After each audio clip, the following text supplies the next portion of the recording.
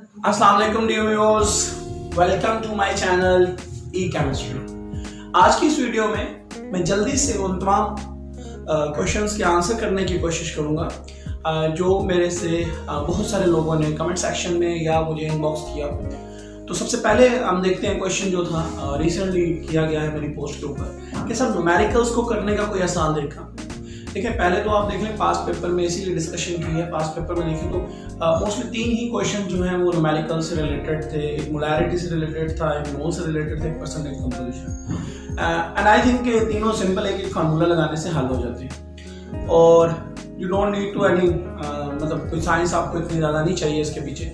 Just छोटे छोटे numerical है। इसी तरह अगर देखें और भी बहुत सारे न्यूमेरिकल हो सकते हैं। मोलैरिटी के आसपास देखें, मोलैरिटी है, मोल फ्रैक्शन है, पार्ट्स पर मिलियन है, परसेंटेज कंपोजिशन है। एंड मोल के आसपास देखें तो नंबर ऑफ एटम्स भी आ जाएंगे, नंबर ऑफ मॉलिक्यूल्स भी आ जाएंगे, number of ions, formula unit, ये बहुत सारे क्वेश्चन हैं। ये मैट्रिक लेवल, एफएससी लेवल में आसानी से किए जा सकते हैं। नेक्स्ट क्वेश्चन अगर आप देखें तो ये भाई ने एक दिन पहले मेरे से कमेंट सेक्शन में पूछा है कि क्या 2000 मतलब जो पास्ट पेपर होते हैं बीपीएससी के वो रिपीट होते हैं। देखिए, पास्ट पेपर आपको सिर्फ इसलिए डिस्कस किया जा रहा है ताकि आपको आइडिया हो जाए कि लेवल कौन सा है, किस लेवल से एमसीक्यू आ रहे हैं। एग्जैक्ट ये नहीं कहा जा रहा कि यही तैयार कर लें और आ जाएगा। पास्ट पेपर में से चांसेस रिपीट होने के क्वेश्चंस के बहुत कम हैं। बीपीएससी एक तो अपने पेपर लीक नहीं करता, मतलब पास्ट पेपर आपको बहुत मुश्किल से मिलेंगे। इवन हार्डर अगर मिलते भी हैं तो ब्लर फॉर्म में मिलते हैं बहुत सारे, किसी ने कॉपी करके भेजे होते हैं। तो इसका आंसर सिंपल है कि बहुत कम चांसेस है रिपीट होने के। कुछ क्वेश्चंस होते हैं वो रिपीट हो सकते हैं लेकिन ज़्यादातर क्वेश्चन रिपीट नहीं होते। आप इन्हीं टॉपिक्स में रिलेटेड से इसके आसपास जो टॉपिक्स हैं या उस चैप्टर को, उसकी बेसिक्स को मुकम्मल ready. And the next question which is asked by that France Shakir, that is कि मैंने क्वेश्चन पिछले दिनों एक वीडियो अपलोड की पार्ट 5, उसके अंदर एक क्वेश्चन था कि अगर एक कंपाउंड जो है वो विजिबल स्पेक्ट्रम के अंदर लाइट को एब्जॉर्ब करता है तो विजिबल स्पेक्ट्रम के अंदर रीजन के अंदर रेडिएशन को एब्जॉर्ब करता है, तो इट ऑलवेज मतलब मुख्तलिफ ऑप्शन है आंसर जो करेक्ट आंसर मैंने दिया इट इज ऑलवेज कलर्ड। तो यहाँ इन्होंने क्वेश्चन किया कि ये कैसे एफएससी के अंदर, मैंने रेफरेंस में एफएससी लिख दिया तो इन भाई ने क्वेश्चन किया कि कैसे ये एफएससी लेवल का है, आप क्यों जो है वो मिसगाइड कर रहे हैं। बेसिकली मैं थोड़ा सा क्वेश्चन चाहूँगा यहाँ पे करना कि मैंने एफएससी लेवल लिखा। एफएससी लेवल में चूंकि स्पेक्ट्रम मौजूद है, मैं थोड़ा सा रेफरेंस उसकी तरफ देना चाह रहा था, सिर्फ स्पेक्ट्रम की तरफ। FSc level chapter 5 atomic structure के अंदर स्पेक्ट्रम मौजूद है। आपके पास कॉस्मिक रे से लेके रेडियो वेव्स जितनी हैं उन सब के दरमियान सारा का रेंज लिखी हुई है एग्जैक्ट। जो विजिबल है वो 400 से 800 नैनोमीटर होता है। ये वेब के और 7 कलर होते हैं, violet, indigo, blue, green, yellow, orange, red visible spectrum के अंदर। तो जाहिर है जब वो उस रीजन के अंदर लाइट कहीं एब्जॉर्ब करेगा, ट्रांसमिट करेगा तो वो कोई कलर्ड कंपाउंड ही नजर आएगा, उसके अलावा तो पॉसिबल ही नहीं। बाकी ऑप्शंस भी पॉसिबल नहीं थे। अब वो कहते हैं कि एफएससी लेवल इतना हेल्प नहीं करती। मैं उनकी बात से थोड़ा सा मुतमईन हूं, लेकिन अगर जिस बंदे ने उस चीज को बहुत अच्छे से पढ़ाया हो, भाई भी कहते हैं मुझे 6 साल का एक्सपीरियंस है लेकिन मेरा एक्सपीरियंस शायद 2-3 साल का ही है, लेकिन मैंने इतने एक्सपीरियंस के अंदर ही मैं जब देखिए आप कोई भी क्वेश्चन कर रहे होते हैं तो आपका दिमाग किसी ना किसी रीजन की तरफ जाता है, यार इसके पीछे क्या रीजन होगी। जब मैंने इस क्वेश्चन को पढ़ा तो मेरा माइंड एग्जैक्ट उस स्पेक्ट्रम के ऊपर गया कि स्पेक्ट्रम चैप्टर 5 में है, मेरा दिमाग स्पेक्ट्रम पे गया। स्पेक्ट्रम में मैंने 400-800 रेंज, वो जो 2 ऑप्शन थे वो तो मैंने वैसे ही कैंसिल कर दिए। अब 2 ऑप्शन पे ऊपर आगे फंस गया कि इट मे बी कलर्ड, मे और may not be coloured and is already coloured. तो जाहिर है वेब जो 400 से 800 एग्जैक्ट कलर का रीजन है पूरे का पूरा, वायलेट से लेकर रेड तक, तो इट ऑलवेज कलर्ड। तो मैंने फिर वहां से थोड़ी सी रीजनिंग लगा के आंसर का हल करने का। तो कहने का मकसद ये है कि जिसने भी बीपीएससी का एग्जाम देना है उसे स्पेक्ट्रोस्कोपी को पढ़ा है, स्पेक्ट्रम तो उसने हाई लेवल पे भी पढ़ा है। यही चीज एम यूनुस के बुक के अंदर भी आपको मिल जाएगी। इसी सिलसिले में भाई की बात को मैं थोड़ा सा और अप्रिशिएट करता हूँ। ठीक है, बाकी मैं थोड़ा सा इसी वीडियो के एंड में आपके साथ थोड़ा सा सिलेबस जो है वो शेयर कर दूंगा कि आप इसी को रीड करें, इस तरह रीड करें। अब मैं थोड़ा सा, अब बाज़ औक़ात होता है कि हमारा माइंड एफएससी की तरफ गया, बाज़ औक़ात एफएससी का ही क्वेश्चन जो था, एक मैं क्वेश्चन की एग्जांपल देता हूँ जो पेपर के अंदर मैंने एफएससी से नहीं पढ़ा हुआ, हालांकि एफएससी में मौजूद है। Which of the aldehyde is used as a to make urotropine medicine, इनमें से कौन सा एल्डिहाइड यूरोट्रोपाइन मेडिसिन बनाने के लिए इस्तेमाल होता है। एफएससी में फॉर्मल्डिहाइड के यूजेस के अंदर 5 से 6 यूज के अंदर ये लिखा हुआ है एग्जैक्ट, लेकिन मेरे माइंड में उस वक्त एफएससी ये वाला एफएससी वाला या यूजेस ऑफ फॉर्मेल्डिहाइड मैंने शायद रीड नहीं किए थे, मेरी नज़र से नहीं गुजरे। मैंने यही चीज़ बीएस लेवल के ऊपर कहीं फॉर्मेल्डिहाइड का रिएक्शन था अमोनिया के साथ, फॉर्मेल्डिहाइड प्लस अमोनिया के यूरोट्रोपाइन। अब मैंने पूरा रिएक्शन पढ़ा था। एफएससी में तो जस्ट नाम लिखा हुआ है यूरोट्रोपाइन मेडिसिन बनाने के लिए, लेकिन आप बीएस लेवल पे पढ़ेंगे तो आपको ये रिएक्शन नजर आएगा। अगर इस दफा सिर्फ ये पूछा गया है कि यूरोट्रोपाइन बनाने के लिए क्या इस्तेमाल होता है, तो हो सकता है नेक्स्ट में या अगले आने वाले पेपर्स के अंदर वो थोड़ा सा चेंज कर ले कि फॉर्मेल्डिहाइड किसके साथ रिएक्ट करते हैं। तो मैं अक्सर जब भी मेरे से कोई गाइडेंस लेता है, मैं ये पहले कहता हूँ कि आप वो टॉपिक जो है अपना पहले आप रेडी करें बीएस से, देन उसको रीड कर लें, या पहले एफएससी से रीड करके उसको दोबारा रीड करें अपनी हायर क्लास से, बीएस के किसी भी कोर्स में। तो ये मैं एग्जैक्ट कहता हूँ कि जो तैयारी है वो आपको एग्जैक्ट मुकम्मल उस टॉपिक की करनी चाहिए। अब मैं थोड़ा सा इसी सिलसिले में और मजीद गाइड करता हूँ। ये जो मैंने आपको बताया कि मैंने यूरोट्रोपाइन का आप एफएससी से नहीं पढ़ा, क्योंकि मैंने एफएससी लास्ट डेज के अंदर जब मैंने अप्लाई किया, क्योंकि मुझे पता था मैंने एफएससी पढ़ाई हुई है, ऑर्गेनिक पढ़ाई हुई थी उस टाइम तक जब तक मैं अपना पेपर देने की तैयारी कर रहा था। सिर्फ ऑर्गेनिक मुझे सेकेंड ईयर की बहुत अच्छी आती थी। मैंने कहा अब ऑर्गेनिक को हाथ नहीं लगाना। मैंने फर्स्ट ईयर मुकम्मल पढ़ाई हुई थी, फर्स्ट ईयर को हाथ नहीं लगाया। फर्स्ट ईयर और ऑर्गेनिक को मैंने आखिरी दिनों में नहीं टच किया। अप्लाई करने के बाद मैंने क्या किया, सेकेंड ईयर की इनऑर्गेनिक का जो पोर्शन है, जितने ओर्स हैं उन सबको लिख के मैंने रट्टा लगाने की कोशिश की, सच्चे बताऊं तो, जिसमें एस्बेस्टॉस और चिली साल्टपीटर 2 ओर्स आ गए। ठीक है, मेरी लक काम कर गई थोड़ी सी। तो इनके ऊपर मतलब जहां आपके पास 90 मिनट के अंदर आपने 100 एमसीक्यूज करने और ऐसे एमसीक्यूज आ जाए जो आपने पढ़े हैं, रट्टा लगाया है एकदम से, उसमें आपको 5 सेकंड लगेंगे। आपके पास जो दूसरे क्वेश्चन उसके लिए ज्यादा टाइम आ जाएगा आपके पास। तो एक तो ये बात। दूसरा, फिर आखिरी दिनों में मैं जैसे आपको बता रहा हूँ कि मैंने नहीं रीड किया इनको, ऑर्गेनिक को और फर्स्ट ईयर को, क्योंकि मैंने पढ़े हुए थे। तो जो चीज़ पहले से रेडी हो उसके ऊपर टाइम ज़ाया करने से बजाय मैंने कहा कि मैंने फिर बीएस की बुक्स को उठा लिया था। बीएस की बुक में मैंने देखी, जैसे फिजिकल केमिस्ट्री है, थर्मोडायनामिक्स का टॉपिक मैंने मुकम्मल किया। थर्मोडायनामिक्स क्योंकि पढ़ी हुई थी पहले भी, तो बहुत आसानी थी, थर्मोडायनामिक्स को क्लियर किया।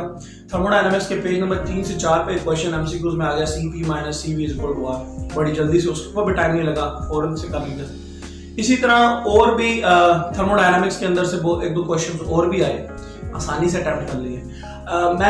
मैंने गैसेस, लिक्विड, सॉलिड को एक दफा से वहां से थॉरो किया, क्योंकि मैंने एफएससी में पढ़ा हुआ था, तो कुछ ही चीजें पढ़नी पड़ी, बाकी चीजें वैसे ही एफएससी में पढ़ी हुई थी।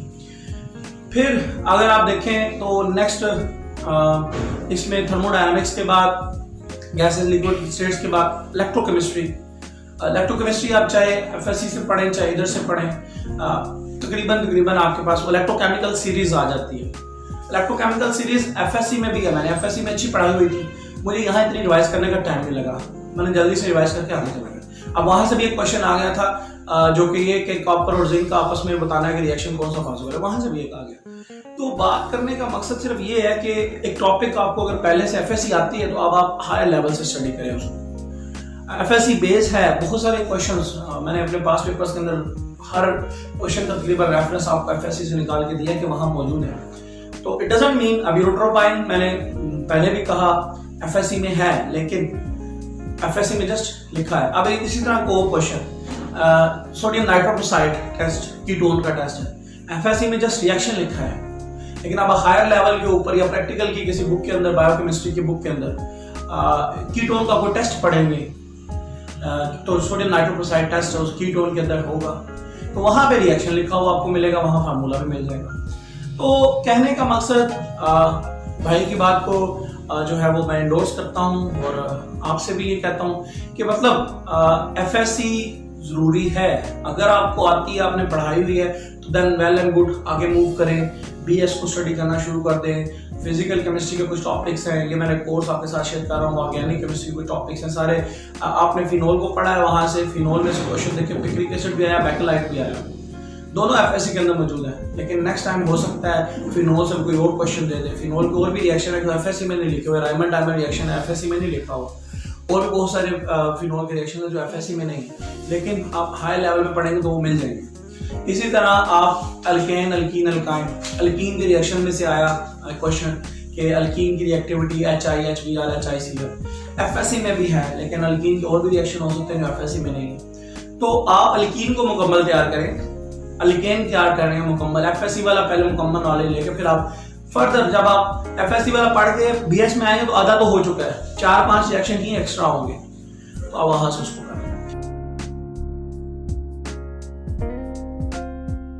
खाली एफएससी ही जरूरी है क्या सिर्फ एफएससी ही को करके हम जो है वो पीपीएससी का एग्जाम पास कर लेंगे, ऐसा नहीं है।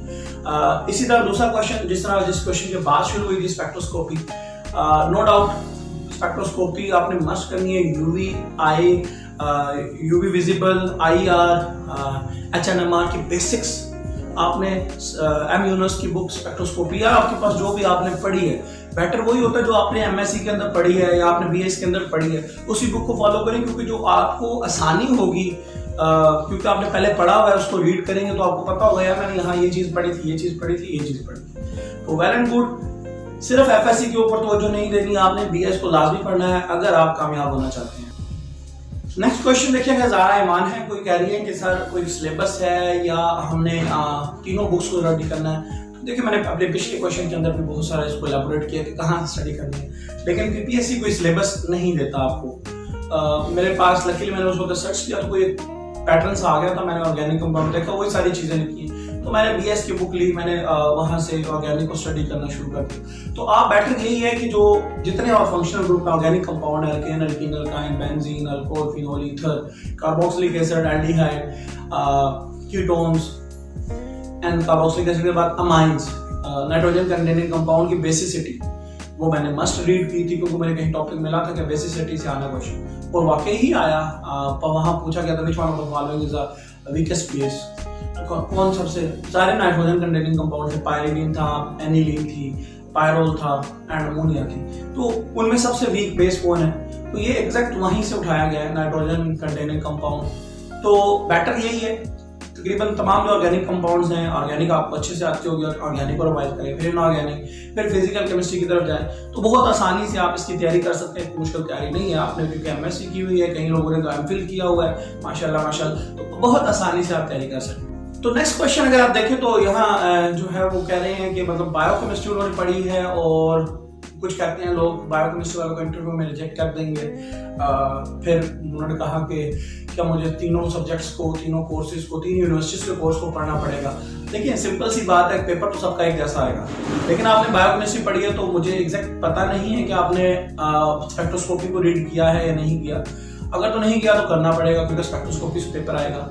आपको एग्जैक्ट केमिस्ट्री के कोर्स पढ़ना पड़ेगा, ऑर्गेनिक कंपाउंड्स को, इनऑर्गेनिक कंपाउंड्स को, फिजिकल केमिस्ट्री को, थर्मोडायनामिक्स को, इलेक्ट्रोकेमिस्ट्री को, लिक्विड सॉलिड एटॉमिक स्ट्रक्चर को, बहुत इंपॉर्टेंट है, आपको स्टडी करना पड़ेगा, तभी आप पेपर तो सबका सेम आएगा। लेकिन आपको ये सारे क्वेश्चन, सारे जो कोर्स है ये वाला मैं मेंशन कर रहा हूँ, ये आपने मस्ट रीड करना है, तभी जाके एफएससी पार्ट 1 पार्ट 2, खाली एफएससी पार्ट 1 पार्ट 2 में भी बहुत सारे ऐसे क्वेश्चन आ जाएंगे जो आपको नहीं आते होंगे खाली एफएससी, क्योंकि आप एग्जैक्ट फर्स्ट ईयर के 11 और सेकंड ईयर के 16 चैप्टर को लाइन बाय लाइन याद नहीं कर सकते। बेसिक ऊपर से चीजें कर लेते हैं, लेकिन फिर भी आपको नहीं पता कि क्वेश्चन कहाँ से आ जाए।